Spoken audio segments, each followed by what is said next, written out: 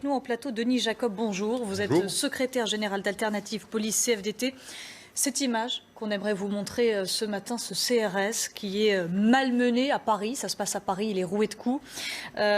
Qu'est-ce que vous ressentez quand vous voyez ces images, quand vous les découvrez hier? Ce n'était pas prévu, on ne pouvait pas prévoir qu'il y allait avoir ce regain de violence. Regardez ces images qu'on vous montre ce matin, ce CRS qui est roué de coups à terre. C'est tout simplement scandaleux. Enfin, moi, j'ai honte pour mon pays quand je vois de telles images. On est le 14 juillet. C'est un moment d'union nationale, un moment de rassemblement populaire, festif, où on est censé aussi honorer la mémoire de tous ceux qui sont sacrifiés pour notre pays et voir de telles exactions de la part d'individus qui considèrent que d'être en France les autorise à tout et qui confondent liberté et démocratie avec anarchie et chaos. Moi, je suis scandalisé. Ce n'est plus tolérable. Ce n'est pas parce que nous avons un droit fondamental à manifester et à s'exprimer que ça autorise aux pires exactions.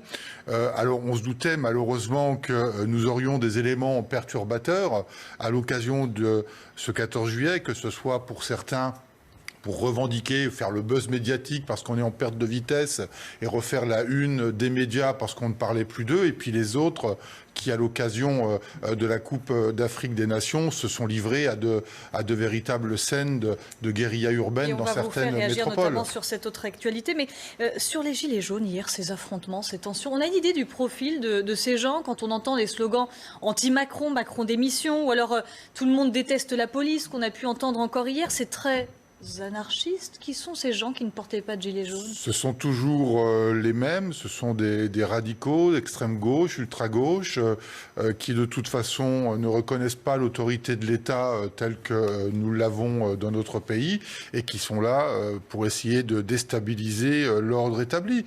Ils ne viennent pas pour revendiquer, ils viennent tout simplement pour se confronter à l'autorité de l'État. Et là, en l'occurrence, l'autorité de l'État, ce sont les forces de sécurité. Donc ces individus doivent être neutralisés.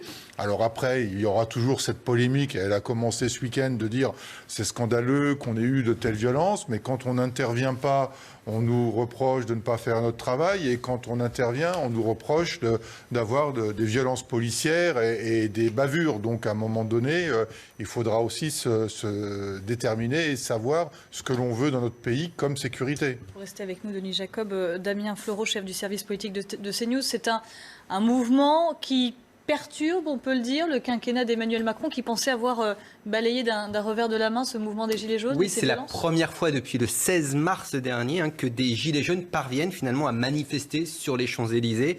On a revu des figures du mouvement. Elles ont fait parler d'elles en raison de leur interpellation. Quelques heures en garde à vue. Au total, 175 personnes interpellées lors de ces débordements sur la plus belle avenue de France. Alors, rien à voir avec la flambée de violence que l'on avait pu connaître, notamment lors de ce fameux acte 18 en décembre dernier. Là, samedi dernier, acte 35, des incidents notamment à Paris, dans quelques villes en province. Mais c'est vrai que finalement, ce mouvement dit des Gilets jaunes est toujours là comme un sparadrap pour le gouvernement, pour le couple exécutif, notamment pour Christophe Castaner, avec ces polémiques sur l'usage de LDB ou de la gestion des foules lors des manifestations. On a vu hier des pancartes où est Steve, ce jeune homme disparu à Nantes le 21 juin dernier lors d'une opération de police. Alors, les figures du mouvement des Gilets jaunes disent que l'été sera plutôt calme, mais préviennent à la rentrée, il y aura de nouvelles manifestations, de nouveaux rassemblements, à l'occasion notamment de certains rassemblements d'organisations syndicales liés à la réforme des retraites ou à l'assurance chômage, avec ce point d'orgue du 17 novembre 2019, les 1 an de ce mouvement des Gilets jaunes. Merci beaucoup Damien Fleureau. Quelques débordements également hier en marge de la qualification en finale des Algériens, en finale de la Coupe d'Afrique des Nations. Ces images à Paris sur les Champs-Élysées où des milliers de supporters étaient rassemblés. Quelques débordements en fin de soirée avec des tirs de gaz lacrymogène. vous les découvrez. Là, on est sur le haut de l'avenue des Champs-Élysées. À Marseille, également, un face-à-face tendu entre certains supporters et des forces de l'ordre. Image qu'on va découvrir du quartier du Vieux-Port à Marseille, où les échauffourées se sont poursuivies jusque tard dans la nuit. Un mot, Denis Jacob, sur voilà, ces débordements, ces tensions entre les forces de l'ordre et les supporters algériens à Paris et ailleurs? Une fois de plus, on constate qu'au prétexte qu'on est en France, on se croit autorisé de faire tout ce que l'on veut, de casser des Français qui supportent la victoire, qui supportent la victoire d'un pays étranger dans lequel on ne les aurait certainement pas autorisés à se comporter comme ils se sont comportés hier soir à Marseille, à Lyon, à Valenciennes ou même à Paris. Et ce chiffre, 282 interpellations sur l'ensemble du territoire, écoutez, c'est criant. Moi, je considère que de toute façon, toute personne qui enfreint la loi de la République doit être interpellée et déférée auprès de la justice. Donc, je pense qu'à un moment donné, et je le disais à l'instant, il y a des situations de maintien de l'ordre où on contient, où on repousse.